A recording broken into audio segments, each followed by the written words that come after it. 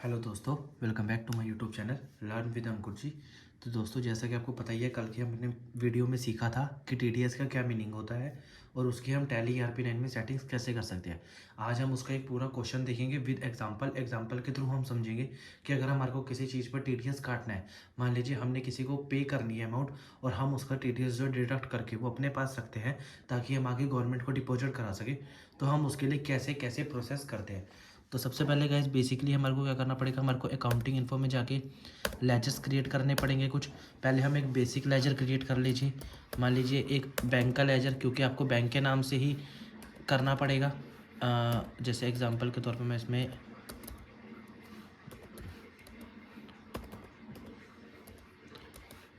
ABC bank कर लेता हूँ गाइस। ABC बैंक आपका ये किसके अंदर आ जाएगा, बैंक अकाउंट के अंदर आ जाएगा। ये आपको नॉर्मल वैसे ही क्रिएट करना है जैसे आप हमेशा करते हैं क्रिएट। अब आपको नए लेजर कौन से क्रिएट करने हैं, सबसे पहले मान लीजिए आपने किसी को कमीशन पे करनी है। हम एग्जांपल मान के चल रहे हैं कि आपने किसी को कमीशन पे करनी है, उसके ऊपर आपको क्या TDS इम्प्लीकेशन आएगी। तो आपको एक बनाना पड़ेगा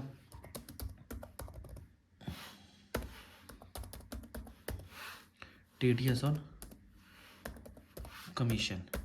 ये आपका किसके अंदर जाएगा, ये आपका अंडर हेडिंग कौन सी आएगी, तो इसकी जो अंडर हेडिंग आएगी वो आएगी duties and taxes. Duties and taxes, यहाँ पर आप बताएंगे कि आपका कौन सा टैक्स का टाइप है, ये GST है, अदर्स है, ये TDS है। तो ये TDS है हमारा TDS। इसमें एनी है न्यू टाइप कैटेगरी, तो आपको न्यू कैटेगरी बनानी पड़ेगी। यहाँ पर अब आपको जो लेफ्ट साइड में दिख रहा है, यहाँ पर आपको मेन काम है, यहाँ पर आपको लिखना है जैसे कि आपकी क्या चीज़ है, कमीशन है आपकी। कमीशन का सेक्शन क्या होता है गाइस, 194H। ये अभी हम क्योंकि वर्क इन एजुकेशनल मोड चला रहे हैं, जब आप इसका लेटेस्ट वर्जन चलाएंगे तो उसमें आपको ये बनाने की जरूरत नहीं पड़ेगी। वहाँ पर आपको क्या होगा, वहाँ पर आपको पहले से ही ये सारे जो है वो बनी हुई होगी, वो ऑटोमेटिक सिस्टम जो है वो अपने आप कैच कर लेगा। हम मान लेते हैं कि इसका है 15%। यहाँ कुछ नहीं करना है आपको, एंटर प्रेस कर देना, यस यस।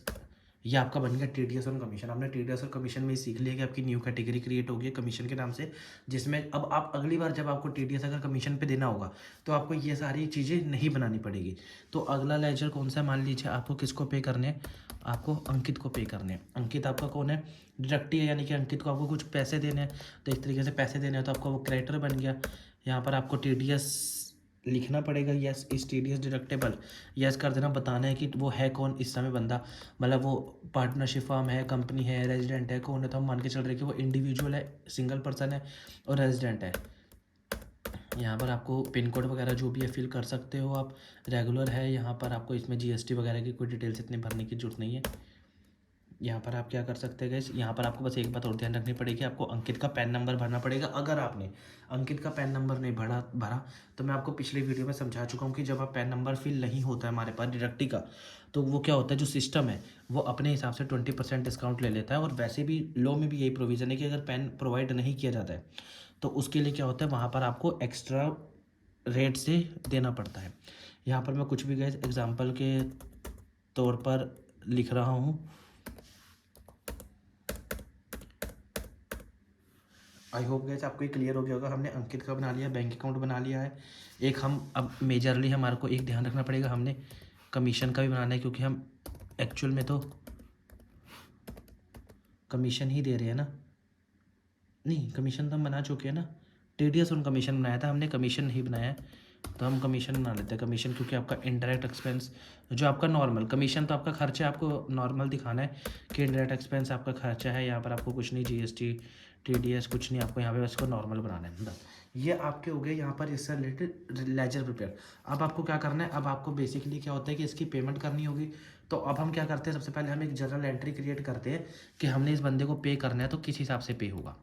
बैक आ जाएंगे, अकाउंटिंग वाउचर में जाएंगे। अकाउंटिंग वाउचर में आप क्लिक करेंगे F7 तो आपका जनरल वाउचर ओपन हो जाएगा। जनरल वाउचर में आप क्या करेंगे, आपको किसको पे करना है, आपको पे करना है, क्या करना है, अंकित को पे करना है। लेकिन आपको पता है कि आप जब जनरल वाउचर बनाते हैं तो इसमें आप एक्चुअल पे नहीं करते, ये आप एंट्री पास करते हैं। तो एंट्री यानी कि कमीशन पे करनी है आपको। कितनी कमीशन है वो, लेट्स से एग्जांपल 1 लाख रुपए कमीशन पे करनी है आपको। तो किसको पे करनी है, आपने अंकित को पे करनी है।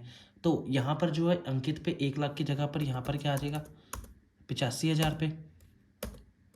एक सेकेंड, यहाँ पर आपको ऑन अकाउंट, उसके बाद आपको यहाँ पे क्या देना दिखाना पड़ेगा, TDS on commission, TDS on commission पे